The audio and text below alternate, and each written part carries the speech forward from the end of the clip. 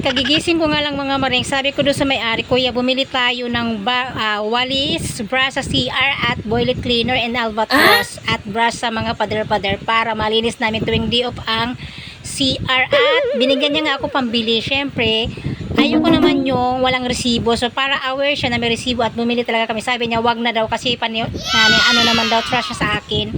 Pero ayoko nang ganun. Kailangan talaga may resibo para ma-send ko sa kanya.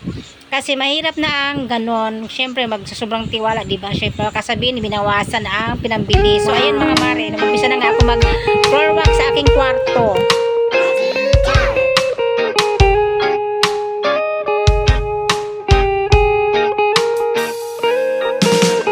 I don't wanna be too much, but I just wanna feel your love. I just wanna know how you feel, baby. I just wanna go where your love take me. I'm losing my sanity, you taking me under. For you I surrender, you're making me land on other side of gravity. Boy, you got me under. Boy, you got me fond of. Yeah, boy, you got me in love. I can't ignore it. I wish you noticed me. I wish you knew the emotion provoked in me. Let me live again. I'll take no more from you. You got my soul, oh. You let me fly, you let me go, oh. Now you're gonna see it clearly. You go out on the weekend, you want me then you leave me.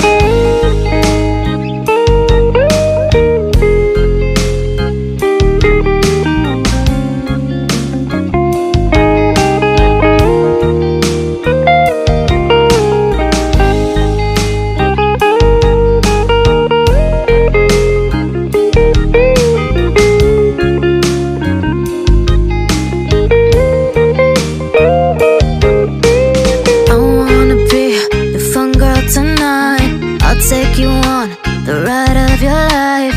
Don't ever stop. Give me your touch, give me your love, give it some more. I'm losing my sanity, you taking me under. For you I surrender, you're making me land on other side of gravity. Boy, you got me under.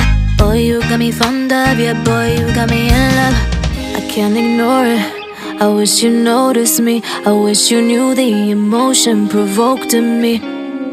Let me live again. I'll take no more from you. You got my soul, oh. You let me fly, you let me go, oh. Now you're gonna see it clearly. You go out on the weekend, you want me then you leave me. You got my soul, oh. You let me fly, you let me go, oh.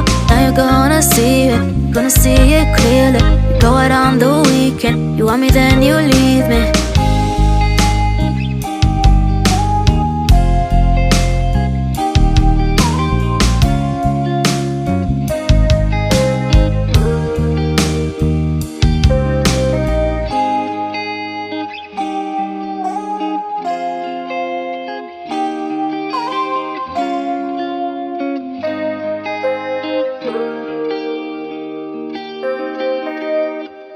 At pinagbabalikan ko nga ang aking cover. Syempre, ano yan siya, double-sided na cover. So, tinanggal ko siya mga mare kasi meron talaga mga parang may mga kati-kati na mga langgam. Hindi ko. At ginawa ko na lang ay tinali ko siya para hindi gumapang sa baba. Kasi king size siya na cover na.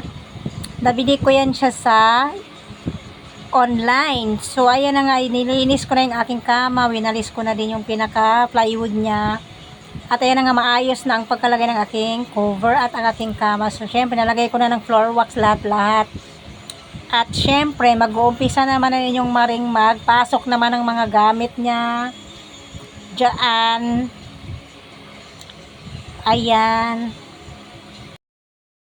At inumpisahan ko na nga maglagay ng floor wax para yung mga ating kwarto ay hindi naman gapangan ng mga langgam at ipis. Dahil syempre, pag kumain kasi tayong mga candy ngayon, kahit patak lang talaga, matlupit ang mga langgam, talagang masakit mga gat kahit maliliit sila. Wala tayong kalaban-laban. Lalo pag medyo blurred na ating paningin na talagang hindi mo alam na upuan mo na yung mga langgam or na tapakan mo na sila. Matindi ang sakit talaga mga maring. Kaya nadala na ako bumili talaga ako ng floor wax at pag may sweldo na kami, bumibili ako ng floor wax for the pangmatagalan talaga, doon talaga sa supermarket kasi mas medyo mababa yung price. So, kailangan bumibili ka pang maramihan na para bang isang buwan mo na. And then, para syempre, kung makakamura ka talaga, doon ka na bumibili. And then, kung gusto mo naman yung paisa-isa, syempre, may patong na yun sa ibang tindahan, kaya medyo may kamahalan na. Syempre, meron silang pamasahe na doon, and then mismo yung sinasakyan nila doon talaga yun binabase. So, ganyan talaga mga may. Kaya, ang ginawa ko talaga, tuwing sweldo ko ay bumibili ako ng floor wax, lahat ng gagamitin ko sa aking pagpasok araw-araw na pagkain para naman tayo ay makatipid, and diskarte na lang talaga ang gagawin. Syempre, kailangan mong magtipid sa panahon ngayon dahil sobrang mumura ang mga bilihin, charot. Sobrang kamahalan ang mga bilihin, kaya talaga namang gagawa ka ng diskarte sa inyong sarili. At pinasok ko na ang aking mga lamesa dahil syempre natapos ko na magwalis at nagpro-wax na nga ang inyong maring dahil kailangan nating maglaayos, at nagwalis pa rin ako doon sa labas kasi may natitira talagang madumi, at pati sa labas na nga ay winalis ko na dahil sobrang alikabok. At yan, pinakalabas na nga namin ay winalis ko na. Ganun talaga kami pag tuwing day off namin dito sa aming boarding house. Kailangan talaga malinis kasi yung may-ari ay wala dito, so tayo ang pinagkatiwalaang pasamuno ng paglilinis. So, pati banyo, nilinis ko na din. Pati kusina. Winalis ko na din kasi syempre, nabili na ako ng walis pang kusina. Ayan, kasi ang ginagamit namin sa sala at sa aming mga kwarto. Nakabili na ako ng bago tambo. So, sa online ako bumibili. At yun na nga ay aking sinabi na kay kuya. Sabi na ni kuya, wag na yung resibo. Sabi ko, para aware kayo at para malaman nyo nakabili talaga kami. Siyempre, ayoko ng mga trash na yan. Siyempre, mahirap na. May trash nga daw siya sa amin. Pero maganda na yung may resibo para alam niya at kung magkano yung total, di ba? So, ayoko na may masabi. At ang nag-map naman ang inyong maring dahil syempre, nagpatapos magwalis, may natitira pa rin alikabok. Syempre, nagre-recycle lang yan siya kasi syempre, wala kaming exhaust pa na palabas. So, kailangan pinto lang talaga. At nag-map ang inyong inday dahil syempre ay alikabok nga dyan sa loob ng aming kwarto kahit ilang beses ka na magwalis. Syempre, nag-map naman ang inday ninyo. Dahil maganda yung nabili ni ate na map kasi dipiga na siya. Na hatakin mo na lang siya, ganyan-ganyan. So, magandang may map din, syempre, para maayos. Yan lang naman ang haba ng aming boarding house. Kasi mga side to side yan, mga maring is kwarto na siya. So, ayan ang aking sinampay nung Monday. Hanggang hindi pa rin siyang tuyo. At pumasok na nga ako dahil syempre maaayusin ko na yung aking loob ng aking kwartong napakalaki. Charot. So, akala mo naman napakalaki ng kwarto niya. So, tatlong lang naman. 3 meters lang yung haba. At yun, sukat lang sa kama ang aking laki ng aking kwarto. So, sakto lang talaga, pang isang tao lang talaga, syempre. Pero yung kasama ko kasi, isang buong kwarto sila kasi malaki at marami din silang kasama. So, 4 sila doon. Yung kasama ko naman si Ate Arlene ay 2 lang sila. Then, may mga gamit kasi sila na TV. So, medyo marami din. At sila Julie, marami din sila mga gamit. At marami din kasi sila, 4 sila. So, ako lang, solo ko lang naman din. At ang aking gamit lang naman ay rice cooker, initan ng mainit tubig, tapos yung damit ko lang, yun lang naman din. Kaya talaga namang pang isahan lang talaga. At may nabili ako sa online ng mga sako bag, and then cortina, and then steel wire para ay nag-advertise yung mga at temper class. Nabili ako sa online TikTok shop. Doon ako bumibili lahat, pati mga walis, brush. Doon ako bumibili sa online kasi mura na at hindi ka na mahahase pumunta ng palengke na mamimili ka pa. At syempre ipahinga mo na lang sa bahay pagka off mo. Syempre pag delivery na siya, tatawag na lang yung rider kasi saan na po kayo. At saka hindi mataas yung mga presyo nila. Saktong-sakto lang mga maring ang presyo sa online. So, yun kasi, may shipping na sila. Pag mo-order po kayo, kailangan maramihan na para yung shipping niya is isa lang din. Kaya, depende na sa isang store. Kung ibang store yung pinipilian mo, depende talaga. Meron talagang shipping. So, parang pamasahe mo na lang din yun. Kasi minsan yung ibang store, Marikina pa, nanggagaling pa sila ng Laguna. Meron nga nag-deliver sa akin na yung nabili ko na gamit sa kusina butane. So, apat siya mga maring. Hindi ko in-expect. Laguna pa siya nang gagaling. So, inabot na siya ng hapon sa kakahanap ng address ko. Nakalagay naman doon yun sa kanyang booking. So, sabi niya, sino daw ako? Tapos, timing naman na bumili ako na sa tindahan. Ako yung tinanungan niya kung sino nga daw si Aimee. So, ako po yun. Sabi niya, yun nga, may delivery ako na butane kasi yun ang ginagamit ko sa aking pagluluto. Pag mga prito ng itlog, prito ng mga isda. Kasi, pang prito lang talaga siya. Pang madalian na ba? Hindi pang matagalan. So, pag mag-iinit naman ako ng tubig, which is yun yung ang kuryente, kasi sandali lang man kukulo. Pero yung pag mga prito-prito talaga, yun talaga ay butane. So, inaabot yan sa akin ng 4 na piraso. Ang butane is 1 month. Kasi yun lang naman, init na itlog lang, and then isda. So, pag nagsaing naman ako, dun sa kuryente naman din siya. Kaya yun lang mga mari ang diskarte ng ating buhay kasi nagbabayad naman tayo ng kuryente. So, yun na lang. At ang busy pa rin yung maring kaya niligpit ko ng mga damit ko na hindi ko na ginagamit. At syempre, pag may oras talaga ako, syempre, nakakaano naman kasi itapon. Syempre, hindi lang naman yung mga damit na yan kasi. Nung hindi pa kasi, wala pa kami uniform. Syempre, yung ginagamit ko. At hindi pa rin si maring natapos maglagay ng mga gamit pa niya sa iyang kwarto.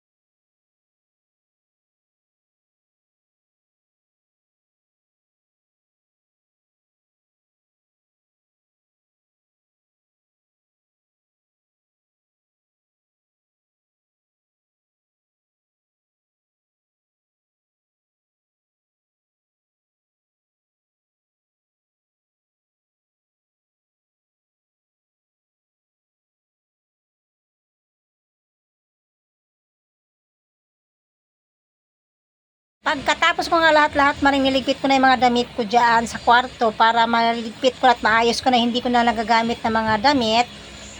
Para sa sunod naman ay maipamimigay ko na yung iba kong damit kasi hindi ko na nasusuot dahil nga may uniforme na kami na binigay ni ma'am sa Bumi. So dati kasi wala talaga kaming uniform kaya yun talaga civilian lang ginagamit ko. So ngayon hindi ko na siya lahat-lahat masusuot. Syempre, alangan naman isusuot mo maya't maya. O syempre, tatago ko na yung ibang gamit at pinasok ko na yung lamesa dahil ilalagay ko na yung aking maliit na rice cooker. Ninginitan ko ng tubig and ang aking mga tumbler na lalagyan ko ng tubig at aking mineral water na 1 galon. At inyong maring ay na busy-busy pa rin siya sa kanyang ginagawa. Syempre, wala namang ibang gagawa kundi lang naman siya. So, ayan, at pinasok ko na nga lahat maring ang aking mga kagamitan sa aking maliit na kwarto. Ayan, nalagay ko na din ang aking maliliit na mesa. Ayan. Kasi hindi pantay yung yung sahig. Kaya ang ginawa ko sa lamesa ko ay nilagan ko siya ng pako na mataas na discro. Bumili ako sa hardware ng halagang 10 pesos kasi piso lang naman ang isa. So at ako'y pinantay ko na nga siya. Hindi lang ako isang construction worker na lang ginagawa ko. Syempre lagi mo nang diskartihan mo din yung para ma-level yung lamesa ko kung paano siya ma-level sa isang gilid. At talagang lalagay lang talaga siya ng rice cooker ko. Maliit na.